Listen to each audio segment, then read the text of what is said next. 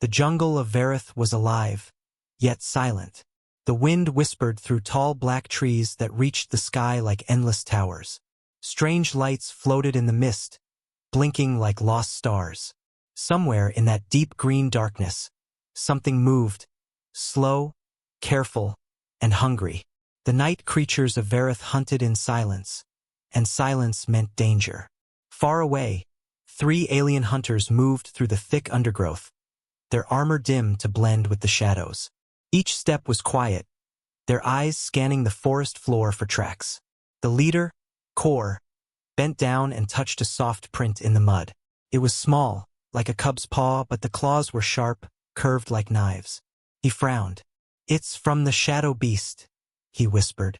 "A young one." The second hunter, Rel, clicked his tongue nervously. "If the cub is here, the mother can't be far. We should leave." Bakor shook his head. "We find it. The outpost pays good money for live captures. A cub is worth more than a year's pay." They kept moving, deeper into the jungle. The mist grew thicker, and the strange glow in the air grew brighter, dancing around their helmets like fireflies. Somewhere behind them, a low growl echoed, deep, long, and warning.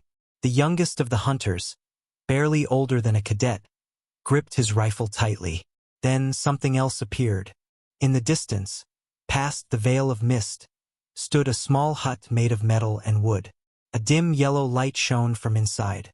It was out of place. No one built homes here, not this deep into predator land. The hunters froze, eyes wide. "Who lives here?" Rel whispered. Kor stared for a long moment before answering. "The locals say a human does. A woman. They call her the Quiet One."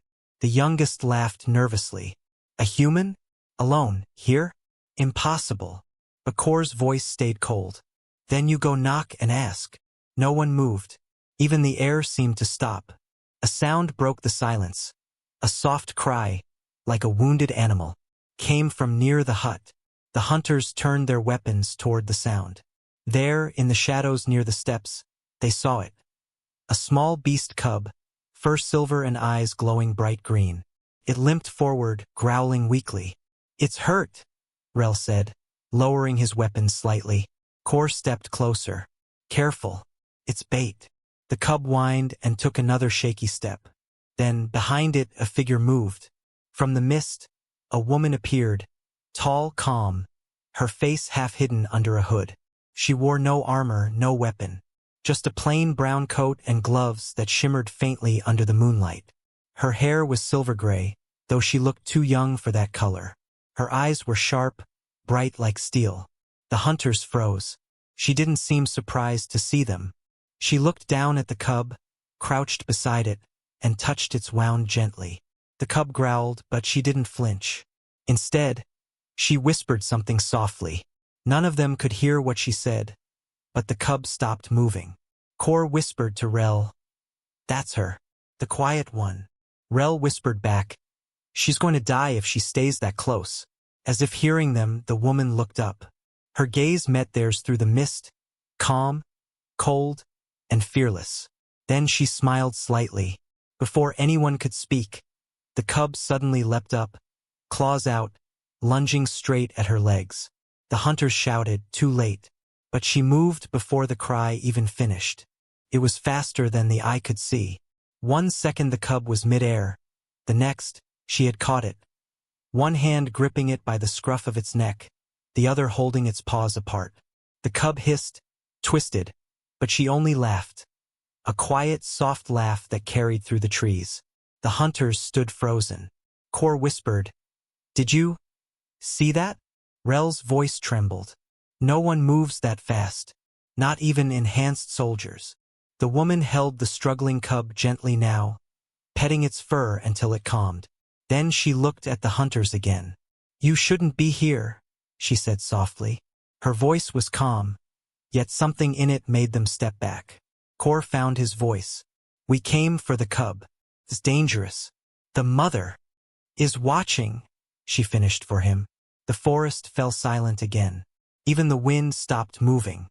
Then came the sound, a roar, deep and thunderous, shaking the ground. The hunters stumbled. Trees trembled as something huge moved through the dark. Eyes, burning gold, appeared between the trees. The mother beast had arrived. The woman slowly set the cub down. The small creature ran behind her legs, hiding. She didn't move away, didn't prepare to fight. She just stood there watching the shadows. The hunters raised their weapons, panic rising. "We need to run," the youngest cried. But she lifted a hand slightly and they stopped, not by command but by instinct. Her presence was heavy, strange, powerful. The giant predator stepped out of the trees. It was as tall as a house, its body covered in black scales that shimmered like metal. Its breath steamed in the cold air. It looked at its cub, then at the human woman. And then it growled, low and angry. The woman tilted her head. "You sent your child to test me," she said softly. "It was brave, but foolish." The beast roared again and charged. The hunters turned and ran. The sound of crashing trees and thunder filled the air. But behind them, silence again. Just one flash of white-blue light, then nothing. When they finally turned around, breathing hard, the forest was still. The great beast lay on its side, not dead, only motionless, breathing heavily. The woman stood beside it, her hand resting gently on its neck. The cub curled beside her, unharmed. Kor's mouth hung open. "She defeated it?" Rel whispered. "No, she spared it." The woman looked up at them again. The faint light around her gloves faded. She gave them the same calm smile as before. "You shouldn't hunt what you don't understand." The hunters didn't reply. They simply backed away, step by step, until the mist swallowed them again. When they were gone, the woman sat down beside the cub and the mother beast. She whispered something softly, and the forest seemed to breathe again. Wind returning, sounds of life moving through the dark. Far above, a small drone watched silently, recording everything. On its lens, one word blinked: human detected. The drone turned and flew back toward the distant lights of a city, hidden beyond the horizon. Back in the clearing, the woman looked at the stars through the mist and smiled again. Not in victory, but in memory. And far away, another roar echoed in the night. Not of anger, but of warning. Something else had heard her name, something that remembered humans and didn't like them. The night grew heavier after the roar faded. A strange calm spread through the forest, as if every living thing was holding its breath. The trees whispered softly, bending under the slow wind that had finally returned. The giant beast lay still, chest rising and falling with heavy breaths. Its cub stayed beside the human woman, pressing close against her leg. Alara, that was her name, stood silently, eyes still glowing faintly under the dim light. Her breathing was steady, her expression calm. She had faced a creature strong enough to crush a tank, and she had not even taken a step back. The three hunters who had seen it all were gone now. They had run into the shadows, their footsteps fading far into the dark. Only the woman and the two beasts remained. For a moment there was peace. Then the earth trembled. Alara's eyes narrowed. From far away, deep in the heart of the jungle, came another roar. This one even deeper than before. The ground shook again, trees rustled violently, and birds screamed as they took to the air. The mother beast, lying in the mud, suddenly lifted her head. Her golden eyes flashed wide open. She gave a low, rumbling growl that made the air vibrate. The cub cried out softly, pressing closer to Alara. Alara whispered, "Stay still, little one." The mother stood, her muscles flexing like steel cables under her dark hide. She wasn't beaten, only stunned.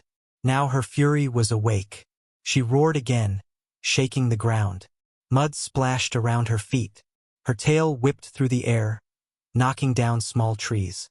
She looked at Alara with burning rage, her jaw opening wide enough to show fangs longer than swords. But Alara didn't move. She stood still, watching. The forest lights danced around her shoulders. Her calmness was unnatural, almost frightening. It was the kind of stillness that only someone who had faced death too many times could have. The mother beast lunged forward, claws digging deep into the ground. In one heartbeat, she was on top of Alara. But before the claws could strike, the human moved. She stepped aside, smooth, graceful, like water sliding around a rock. The beast missed, crashing into the earth with a force that sent dust flying. Alara raised her hand, and for a moment, a faint blue glow traced along her skin. When the beast turned again, Alara was already behind her. "Don't make me hurt you," she said softly. The beast didn't understand words, but it understood tone. It hesitated, then growled again, spinning to strike. This time, Alara didn't dodge. She raised both hands, palms open. The glow spread brighter, like lightning under her skin. When the claws came down, they hit an invisible wall, a shimmer of energy that crackled in the air. Sparks flew. The beast's claws screeched against it like metal on glass. Alara pushed forward. The shock wave knocked the creature back several steps, roaring in pain and confusion. The cub screamed, but Alara's voice was calm. "No one's going to die tonight." The giant beast stopped moving for a moment, panting, shaking its head. Steam rose from its body where the energy had touched it. Then, slowly, its rage began to fade. Its eyes blinked once, twice, and then its body sank lower, muscles relaxing. Alara lowered her hands. The blue light faded. The cub ran to its mother, nuzzling against her massive jaw.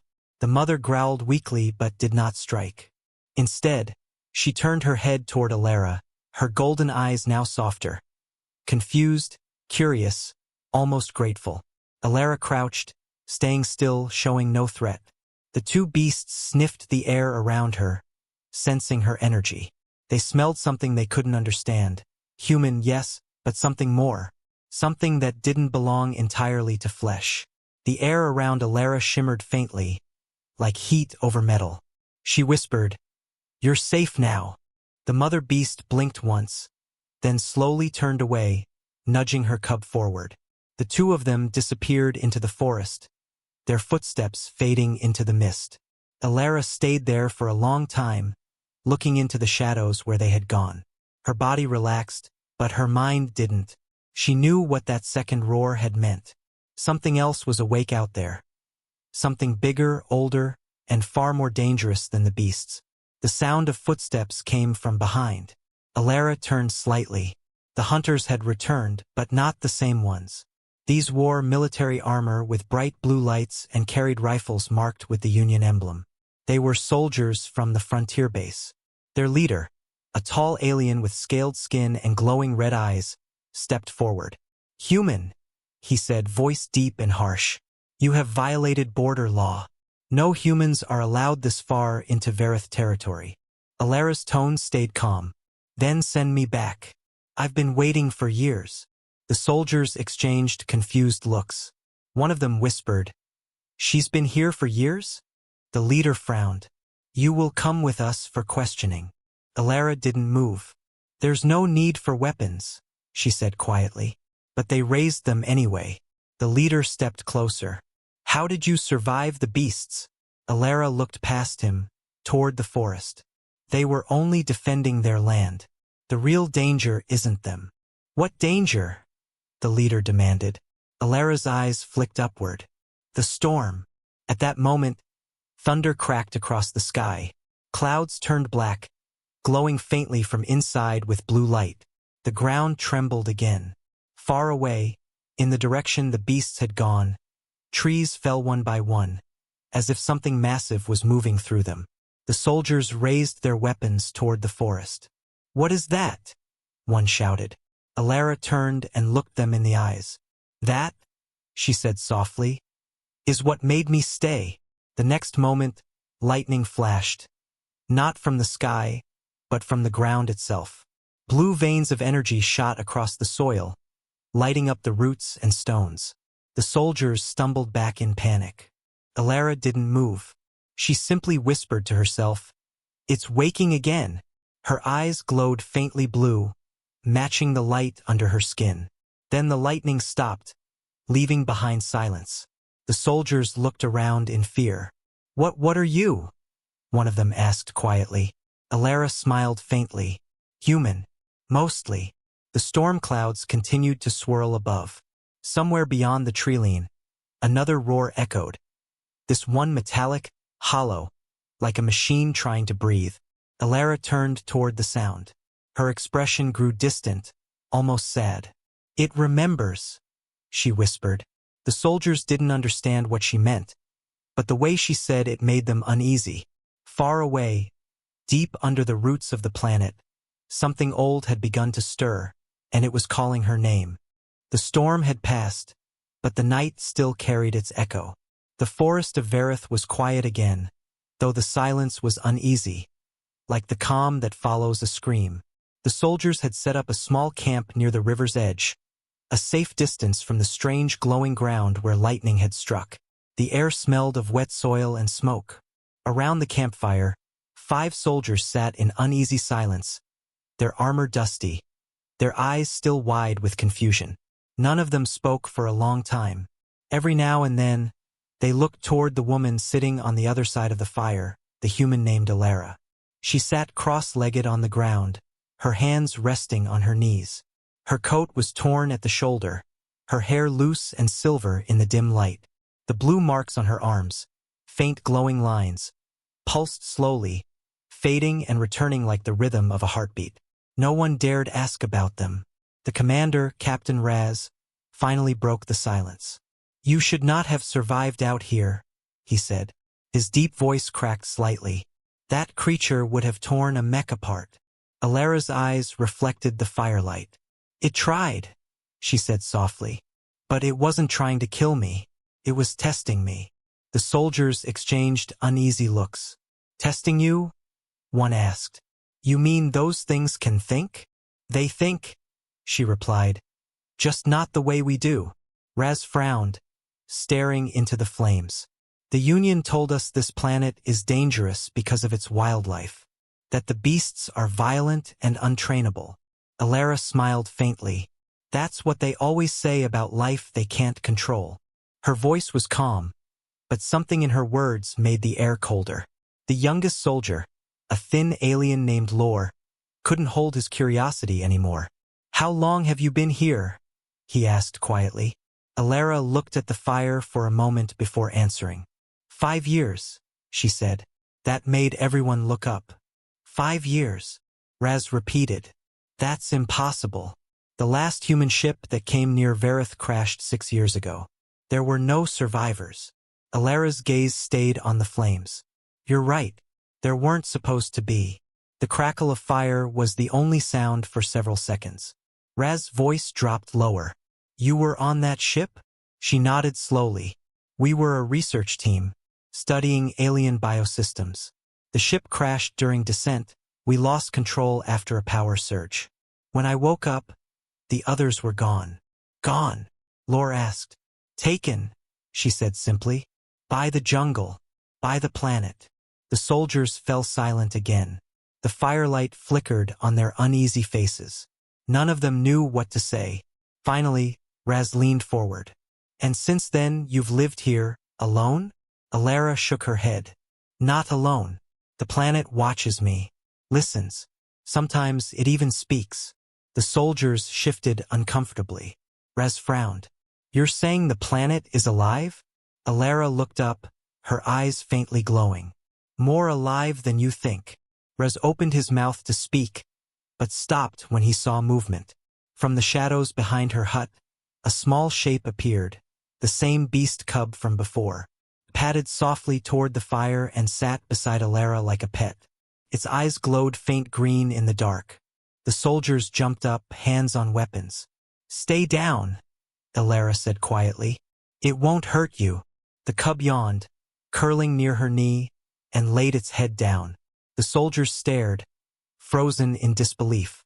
Raz muttered, "You tamed it." Alara looked down at the cub. "It's not tamed. It chose to stay."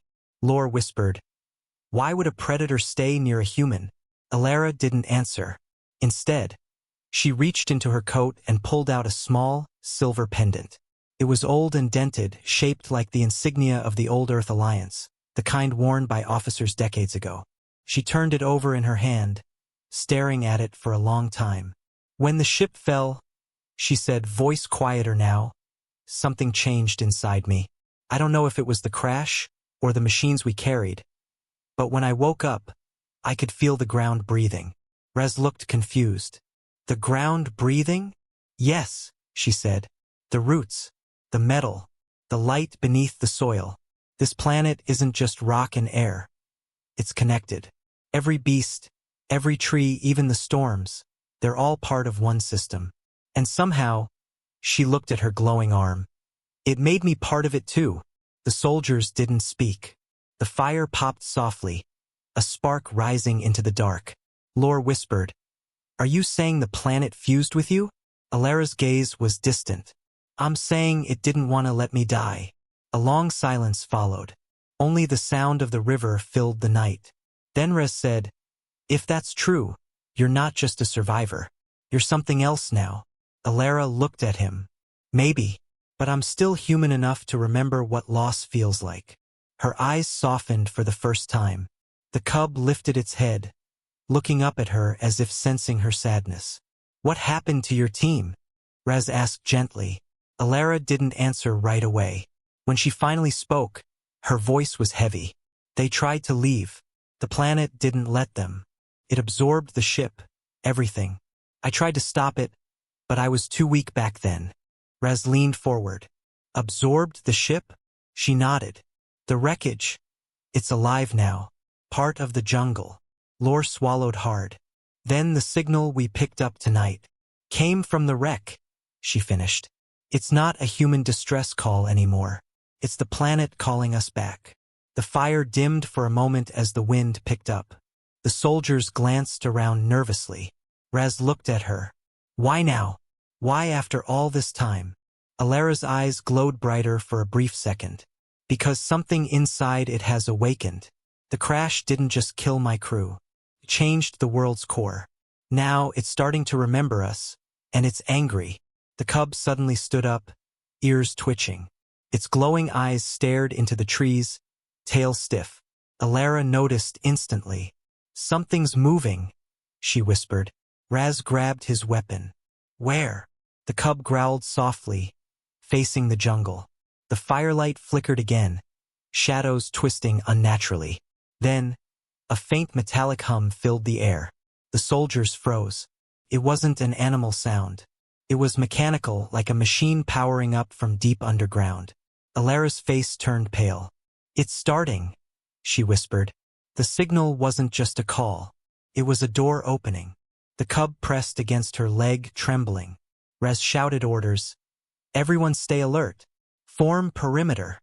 The sound grew louder, like gears grinding beneath the earth. The ground vibrated beneath their boots.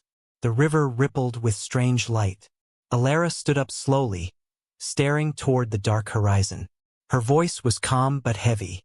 "The jungle is waking its heart," she said, "and it remembers the ones who fell from the stars." The soldiers looked at her, uncertain and afraid. "What do we do?" Lore asked, his voice shaking. Alara looked down at him, eyes glowing with soft blue light. "We go to where it all began," she said. "Back to the wreck." And as the ground rumbled once more, lightning flashed across the clouds above them. This time, in the shape of something vast and mechanical moving beneath the surface of the world.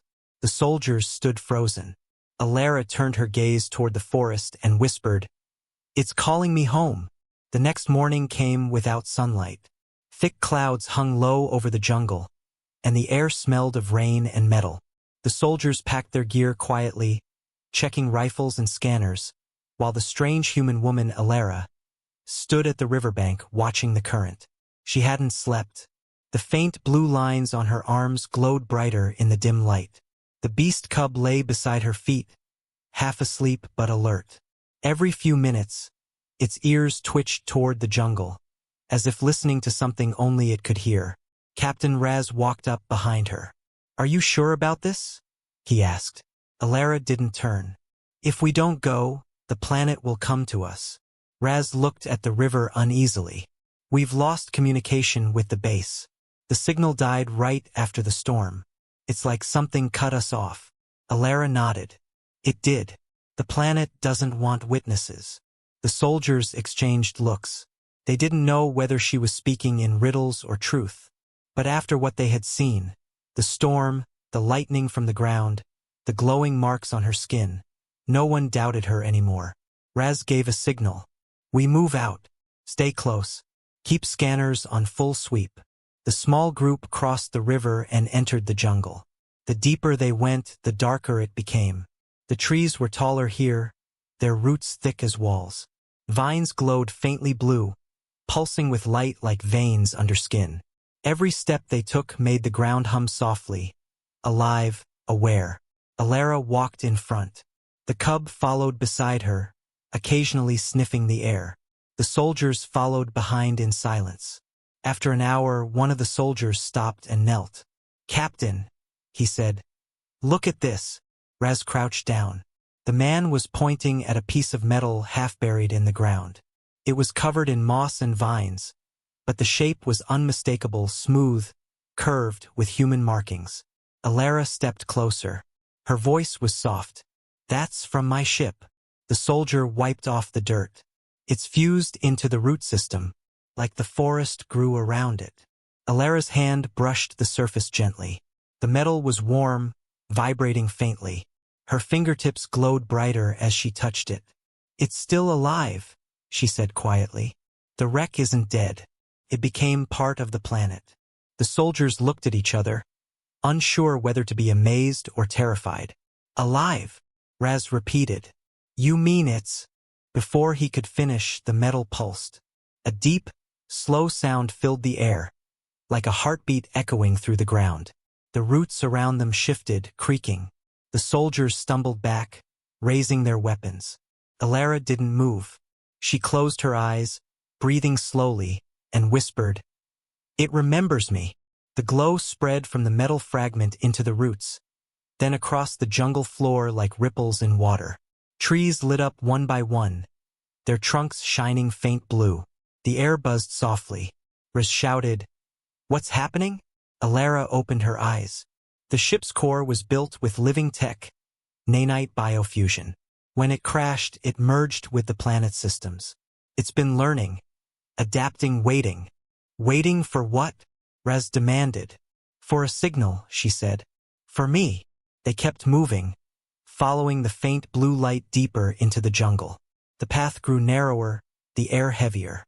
Strange whispers echoed through the trees. Not voices, but vibrations. After another hour, the group reached a wide clearing. At the center stood the wreck. It wasn't a ship anymore. It was something new, half metal, half living root. The hull was cracked open, but vines had grown through it like veins through flesh. Glowing symbols ran across the surface, human letters mixed with alien patterns. The soldiers stood frozen in awe. "By the stars," Lore whispered. "It's beautiful." Raz didn't answer. His scanner beeped rapidly, showing impossible readings. "This thing is generating power. Massive amounts. It's like a reactor under the soil." Alara stepped forward slowly. Her hands trembled slightly. "I know," she said. "That's what's keeping me alive." She approached the wreck, her footsteps soft on the glowing ground.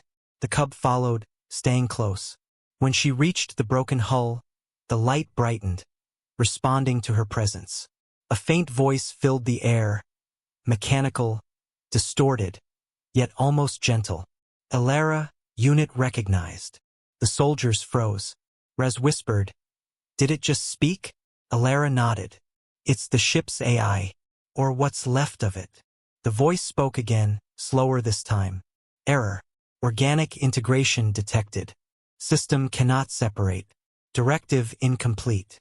Alara's face darkened. "I tried to shut it down when we crashed. The fusion core failed. It linked with me through the neural interface."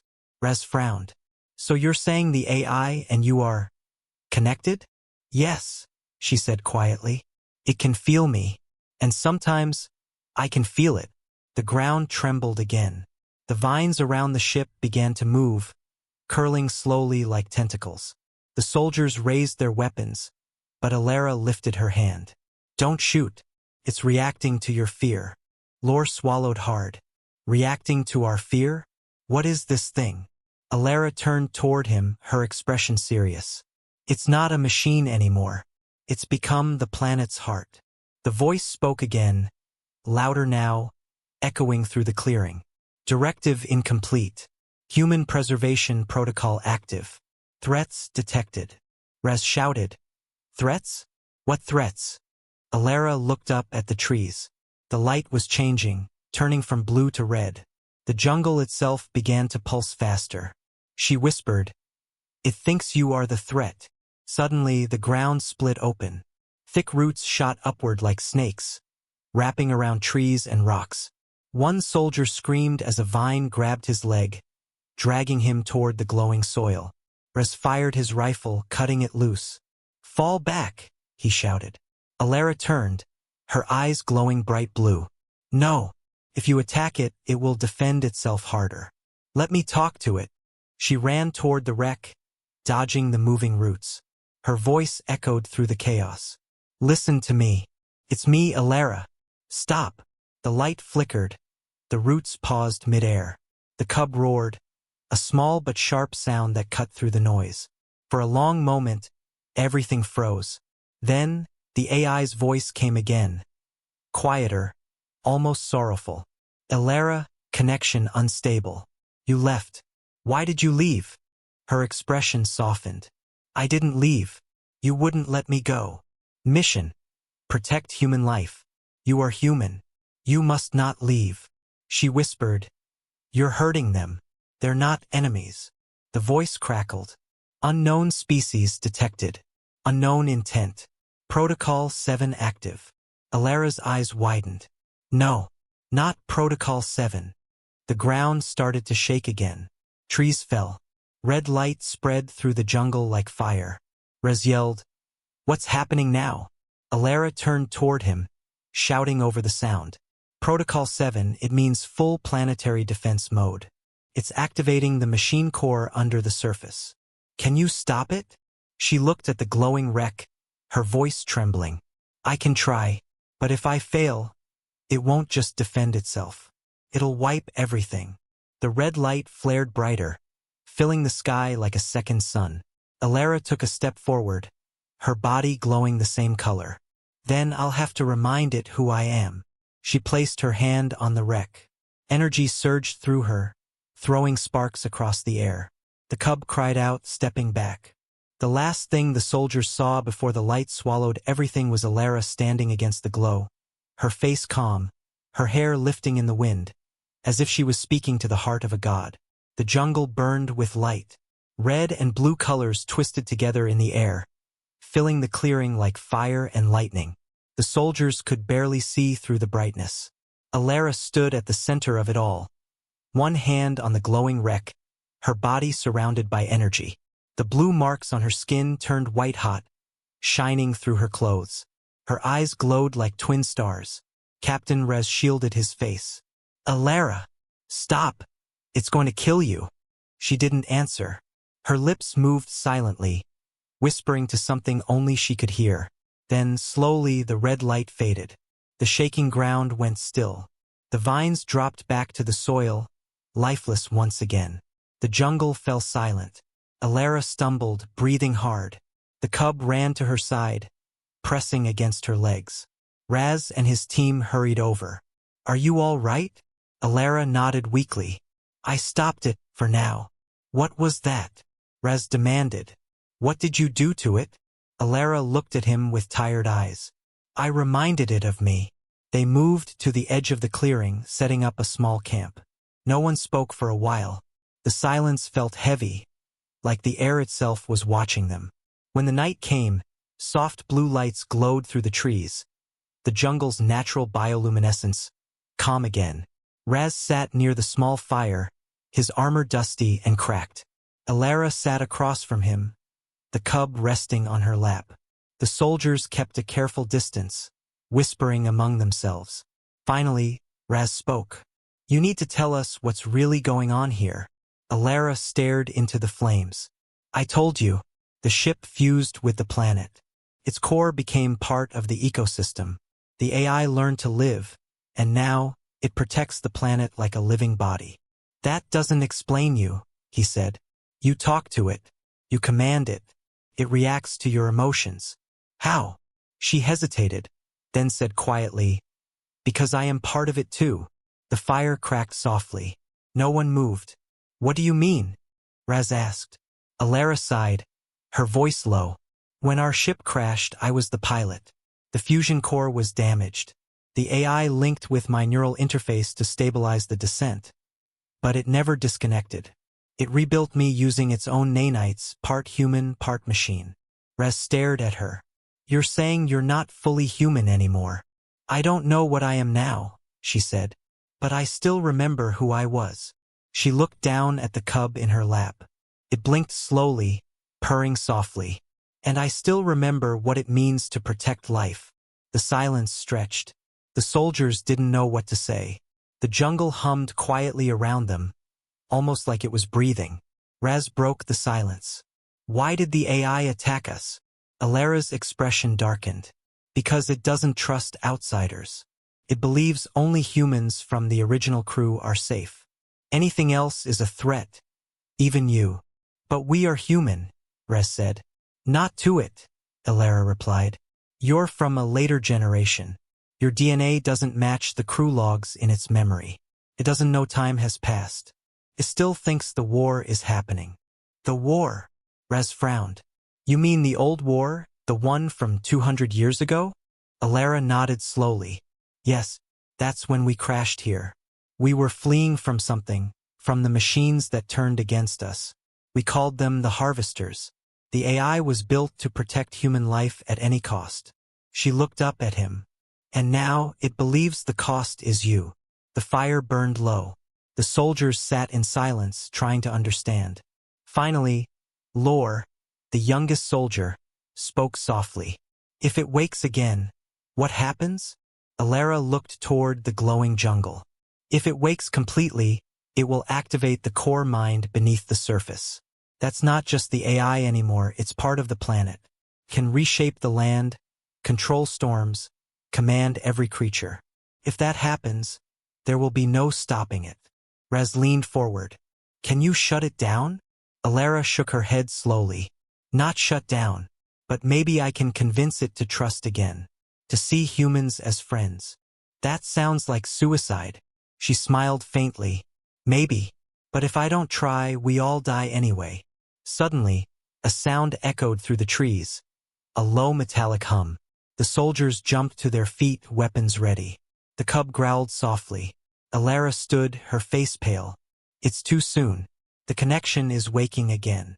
The trees around them began to glow faint red. The ground vibrated softly. From somewhere deep in the jungle, a voice whispered. Not from the wreck this time, but from the air itself. Alara units detected. Unknown. Remove threat. The voice was colder now, deeper.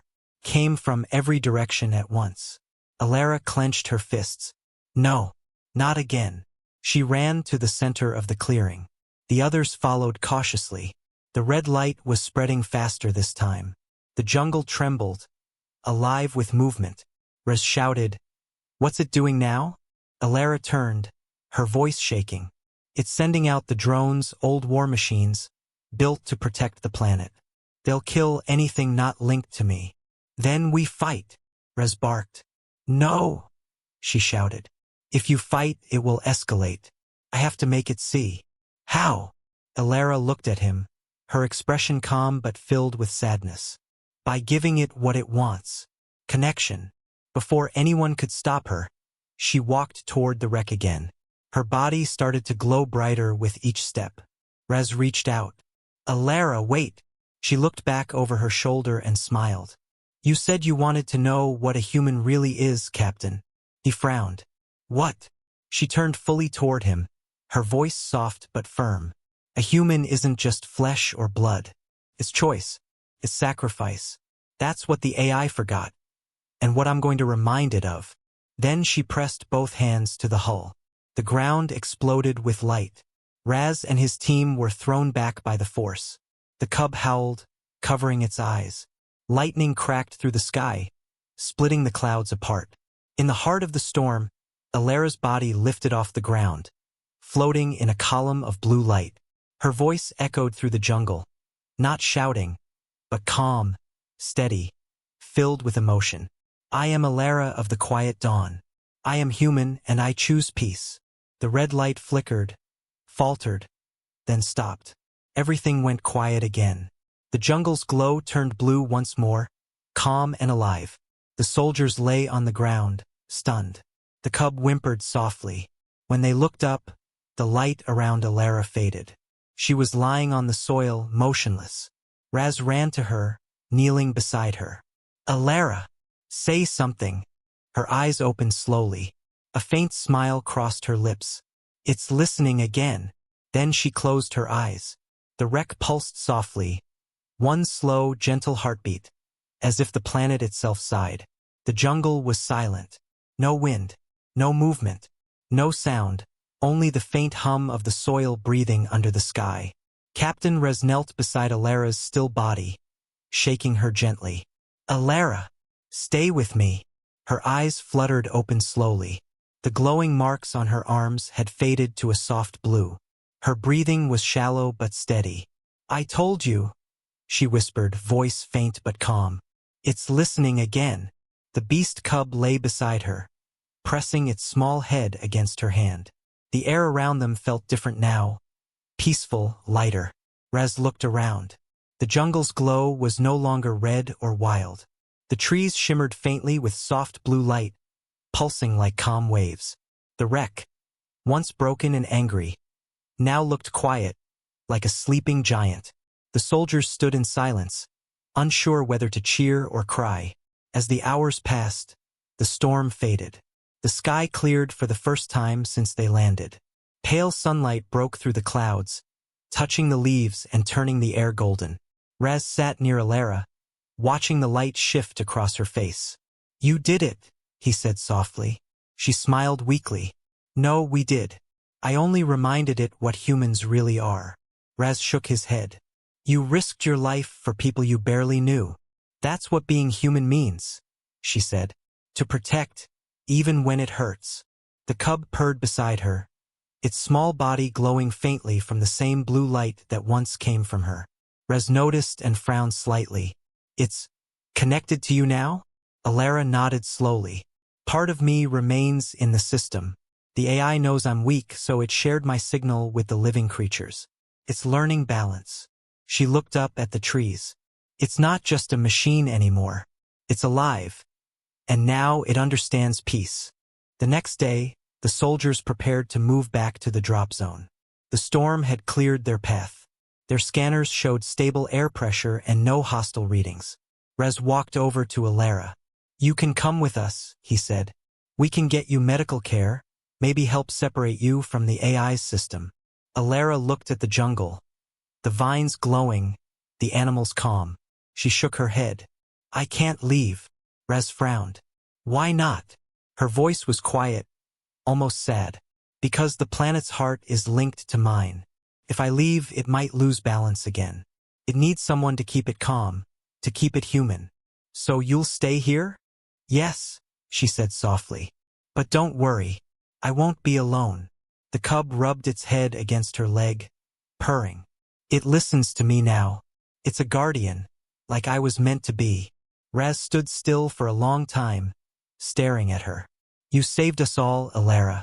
The base, our world, everything. She smiled gently. No, Captain. I just reminded the universe that humans can still choose kindness. Before they left, Raz turned back one last time. Alara stood at the edge of the clearing, sunlight falling across her hair. The wind moved softly through the trees. The jungle behind her shimmered faint blue, alive and peaceful. The cub stood beside her, tail flicking, watching the soldiers leave. Raz raised his hand. Goodbye, Alara. She smiled and waved faintly. Goodbye, Captain. Remember, protect life, even when it fights you. Then she turned back toward the forest, walking slowly into the light. The vines parted around her, glowing brighter where she stepped. The deeper she went, the softer her form became, until she was only a figure of light disappearing among the trees. And then she was gone. Weeks later, the soldiers finally made it back to their base. Communications were restored. The storms around the region had stopped completely.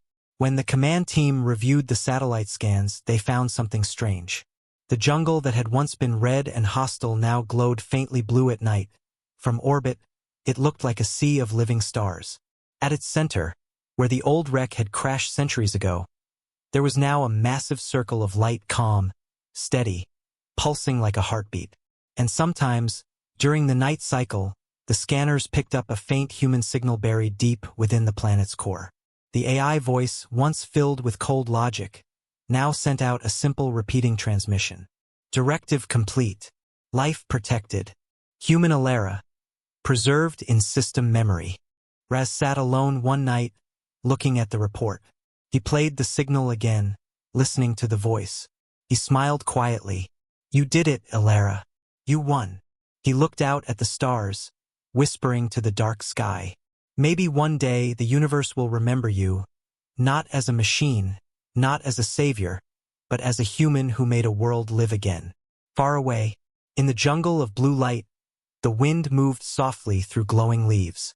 The animals rested peacefully, and the soil hummed with warmth. At the heart of it all stood a glowing figure, faint, transparent, surrounded by light.